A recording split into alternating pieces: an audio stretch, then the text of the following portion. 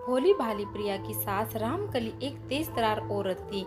प्रिया के भोलेपन को लेकर रामकली को हमेशा चिंता सताती रहती थी कि रामकली, अरे मेरी भोली बहू, तू सचमुच कितनी भोली है। अरे तू जानती भी है ये दुनिया कितनी शैतान है। ऐसी सातिर दुनिया में तू अकेले कैसे रहेगी। प्रिया सासू माँ, जहाँ बुराई होती है वहाँ अच्छाई भी होती है। इसी तरह जहाँ पर बुरे लोग होते हैं वहाँ कुछ अच्छे लोग भी होते हैं। पर हम कुछ अच्छे लोग भी होते हैं पर हम कुछ अच्छे लोग भी होते हैं, कुछ कर सकते हैं। रामकली, वैसे तेरी बातें ने मेरे सर के ऊपर से जाती हैं, लेकिन एक बात तो मुझे अच्छे से समझ में आ गई कि खून अपने खून पर ही जाता है। जैसा मेरा भगोड़ा पति मुझे और अपने बच्चों को छोड़कर भाग गया, उसी तरह मेरा नालायक बेटा भी तुझे अकेला छोड़कर भाग गया। इसलिए मुझे तेरी चिंता सताती है। प्रिया सासू माँ, आप है ना मेरे साथ, तो फिर मुझे किस बात की चिंता नहीं है। अच्छा सासू माँ, वैसे आप कहाँ काम करने जाती हैं, मुझे वहाँ का नंबर दें दीजिए ताकि मैं उन्हें कह सकूं कि आपको रात की जगह दिन की शिफ्ट में बुलाए। आप रात को काम जाती हैं तो मुझे आपकी बहुत चिंता सताती है। प्रिया की बात सुनकर रामकली घबरा जाती है और बिना कोई जवाब दिए वहां से चली जाती है। ऐसे ही कुछ दिन बीत जाते हैं। फिर एक दिन रामकली बहुत सारे पैसे लेकर घर आती है। रामकली के पास इतने सारे पैसे देखकर प्रिया घबरा जाती है। प्रिया, हे राम, सासू माँ, आपके पास इतने सारे पैसे कहाँ से आए हैं। आप आखिरकार ऐसा कौन सा काम कर रही हैं। रामकली, अरे बहू, ये मेरे पैसे नहीं हैं, मालिक के हैं। ऑफिस में सबको सैलरी बांटनी थी ना, तो आज काफी स्टाफ ऑफिस में नहीं आया था, इसलिए उन्होंने मुझे पैसे दे दिए ताकि मैं सभी स्टाफ को ये पैसे बांट सकूं। प्रिया, लेकिन सासू माँ, आप ही तो इतनी पढ़ी लिखी नहीं है, फिर आप सैलरी कैसे बांट पाएंगी। अच्छा, इसमें मैं आपकी मदद कर देती हूँ। आप मुझे बता दीजिए कि कितने लोगों को और कितनी सैलरी देनी है। मैं सबका हिसाब अलग अलग करके रख दूंगी। आप कल जाकर सबको उनकी सैलरी दे देना। अपनी बहू के मुंह से ऐसी बातें सुनकर रामकली की आंखें भर आई और फिर वो जाकर वो सारे पैसे एक संदूक में रख देती है और फिर सोने के लिए चली जाती है। साथ ही प्रिया को भी सोने के लिए कहती है। प्रिया, क्या हुआ सासू माँ, आप इतने उदास क्यों लग रही हो। मैं तो बस आपकी मदद करना चाहती थी। रामकली, नहीं बहू, मुझे मदद की कोई ज़रूरत नहीं है और ना ही मैं चाहती हूँ कि जो काम मैं कर रही हूँ वो तू भी करे। ऑफिस में वैसे भी बहुत सारे लोग हैं जो मेरी मदद कर देंगे। तू बस अपना ध्यान रख और अब आराम से सो जा। प्रिया, ठीक है सासू माँ, आप कहती हैं तो मैं सो जाती हूँ। प्रिया को अपनी सास की कोई बात समझ नहीं आती, लेकिन वो अपनी सास से बहुत प्यार करती थी, इसलिए उसकी हर बात मान जाती थी। प्रिया किसी की मदद के लिए हमेशा तैयार रहती थी। उसे दूसरों की मदद करना बहुत ही अच्छा लगता था। तो वह रामकली की स्वभाव उससे अलग था। वह गरीब और मासूम लोगों की किडनियां चुराकर बेचा करती थी। एक रात रामकली, डॉक्टर के साहब, इस आदमी की पथरी है और इसके पास 2 किडनियां हैं। आप इसकी एक किडनी निकाल कर मुझे दे देना। आपका काम आज रात को ही मैं पूरा कर दूंगी। डॉक्टर, तुम्हें देने का क्या फायदा, इतना रिस्की काम मैं करता हूँ और तुम हो कि सही से मोल भाव भी नहीं कर पाती। रामकली, भूलो मत कि मैं बिचौली हूँ और मैं ही किडनी का लेन देन करती हूँ। अगर मेरे साथ चालाकी करने की कोशिश की तो मैं अपना मुंह खोल दूंगी। डॉक्टर, अच्छा ठीक है, धमकी जाकर किसी और को देना, लेकिन एक बात का ध्यान रखना है, इस बार डील जरा अच्छी सी करना, लास्ट टाइम की तरह कम मत कराना।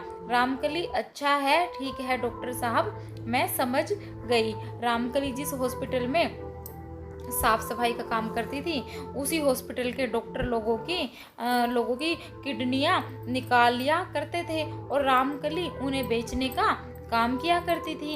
एक दिन रामकली को हॉस्पिटल जाने के लिए देर हो गई होती है, तो वह जल्दबाजी में घर से निकलती है और अपना पर्स घर में ही भूल जाती है। प्रिया उसको रोकने की बहुत कोशिश करती है, लेकिन रामकली को उसकी आवाज़ सुनाई नहीं देती। उसका पीछा करते हुए प्रिया भी हॉस्पिटल पहुंच जाती है। जब वह अपनी सास को हॉस्पिटल में जाते देखती है तो उसे बड़ा गर्व महसूस होता है कि प्रिया, अच्छा तो सासू माँ इस हॉस्पिटल में काम करती है, ना जाने क्यों, लेकिन पिछले कुछ दिनों से मेरे पेट में बहुत बड़ा दर्द हो रहा है। अब हॉस्पिटल में आ ही गई हूँ तो क्यों ना डॉक्टर को दिखा लूँ। सासू माँ यहाँ काम करती हैं तो मेरा इलाज कम पैसों में हो जाएगा। इस बात से बेखबर प्रिया की उसकी सासू माँ एक किडनी चोर है। प्रिया उस हॉस्पिटल में अपना इलाज करवाने के लिए डॉक्टर के पास जाती है, जहां डॉक्टर उसके कुछ टेस्ट करते हैं और कहते हैं, डॉक्टर मैडम, आपके पेट में तो एक गांठ है जिसकी जल्द ही ऑपरेशन करना होगा। अगर आपने अभी ऑपरेशन नहीं करवाया तो इससे आपकी जान को खतरा हो सकता है। प्रिया, क्या इसी वक्त ऑपरेशन? डॉक्टर, जी हाँ, इसी वक्त। अगर आपको कोई फैमिली मेंबर आया है तो उसे बता दो, और अगर नहीं आया है तो फ़ोन करके उन्हें यहाँ बुला लो। प्रिया डॉक्टर से, साहब से, मेरी सासू माँ इसी हॉस्पिटल में काम करती हैं, उनका नाम है रामकली है। डॉक्टर, ओहो अच्छा, तुम तो रामकली की बहू हो। डॉक्टर, मन में अब आएगा मजा, जब वो रामकली अपनी ही बहू की किडनी बेचेगी तब असली खेल देखने वाला होगा। अब पता चलेगा कि उस रामकली की बच्ची को, जो खुद को मुझसे ज्यादा होशियार समझने की कोशिश कर रही थी। इसी तरह से डॉक्टर अपनी बेइज्जती का बदला लेने के लिए रामकली की बहू की किडनी निकालने के लिए उसको ऑपरेशन थिएटर ले जाता है। लेकिन तभी रामकली साफ सफाई के लिए वहां पहुंचती है और बेहोशी की हालत में पड़ी अपनी बहू को ऑपरेशन थिएटर में देखती है। रामकली, डॉक्टर साहब, ये आप क्या कर रहे हो? यह मेरी बहू है और मैं अपनी बहू की किडनी चोरी नहीं होने दे सकती और ना ही उसे मैं बेच सकती हूँ। डॉक्टर, बहू होगी तेरी, मेरी तो ये पेशेंट है, इसलिए इसके साथ भी वही होगा जो बाकी सब पेशेंट्स के साथ होता है। रामकली, अगर तूने मेरी बहू का हाथ भी लगाया ना तो मैं तेरा सारा कच्चा चिट्टा खोल कर रख दूंगी। डॉक्टर, नर्स बाहर निकालो इसे, और यहाँ से हमारे काम में दखल दे रही है। नर्स रामकली को ऑपरेशन की थिएटर से बाहर कर देती है। अब रामकली के पास अपनी बहू को बचाने के लिए कोई पुलिस बुलवाने के लिए अलावा और कोई चारा नहीं बचा था, इसलिए रामकली ऑपरेशन शुरू होने से पहले पुलिस को वहां बुला लेती है और पुलिस के आगे अपने सारे गुनाह कबूल कर लेती है। साथ ही डॉक्टर की असलियत भी पुलिस को बता देती है। रामकली, साहब, मेरा नाम रामकली है। जब मैंने इस हॉस्पिटल में काम शुरू किया तो मैंने देखा कि डॉक्टर मासूम लोगों की जान ले रहा है, उनकी किडनियाँ निकाल रहा है। जब मुझे ये सब पता चला तो इन्होंने पैसे देकर मेरा मुंह बंद करा दिया, साथ ही मुझे भी अपने इस धंधे में शामिल कर लिया। मैं भी इसके साथ किडनियाँ चोरी करने लगी। इन लोगों ने कई बार मासूम लोगों के इलाज के बहाने किडनी चोरी की है और उनको बेवकूफ़ बनाया है। पुलिस, तो फिर आज तुम्हारे अंदर इतनी इंसानियत कैसे जाग गई? रामकली, क्योंकि आज मेरी बहू की जान बन गई आई है। रोज जो दूसरों के साथ होता था आज वो मेरी बहू के साथ होने जा रहा था और मैं ऐसा होते नहीं देख सकती थी। मैंने इन्हें रोकने की बहुत कोशिश की लेकिन इन्होंने मेरी एक ना सुनी, इसलिए मुझे आप लोगों को फ़ोन करना पड़ा।